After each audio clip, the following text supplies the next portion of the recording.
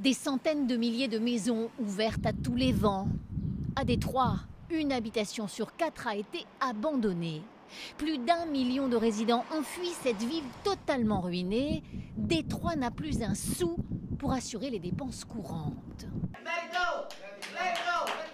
Cette élue en perd son sang-froid. Elle s'énerve surtout de ne servir à rien, car ses conseillers municipaux sont désormais des pantins. La ville est tellement endettée qu'un administrateur d'urgence vient d'être nommé. Une mise sous tutelle criminelle, selon cette habitante. Elle ne peut rien contre cette décision de l'État du Michigan, mais au moins, elle est venue dire ce qu'elle pense. Voilà donc un gestionnaire d'urgence qui va faire ce qu'il veut. Vendre le service municipal des eaux, le musée et le parc qu'on aime tant.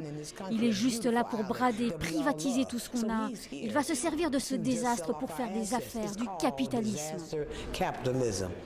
Tueur pour les uns, sauveur pour les autres, le coordinateur d'urgence fuit la presse.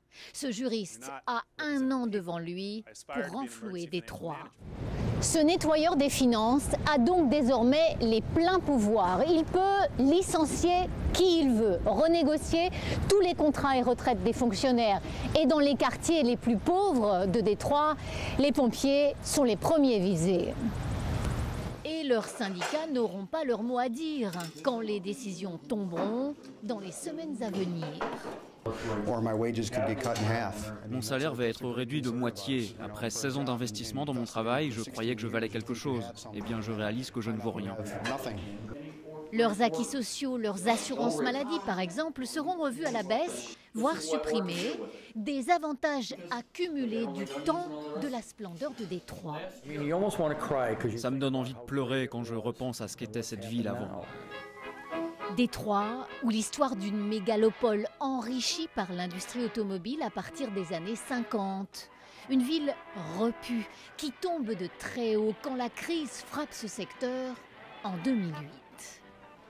Cette résidente a vu quasiment tous ses voisins fuir cette récession.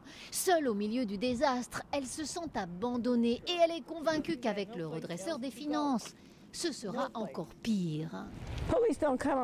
La police ne vient déjà plus dans ces quartiers, c'est une honte. Nous, on paye nos impôts, mais on ne reçoit aucun service. Parce que ces quartiers sont quasiment vides, les services publics y seront encore plus drastiquement coupés. 181 écoles publiques ont déjà fermé ces dernières années. Cette cure d'austérité va donc se prolonger et même se renforcer.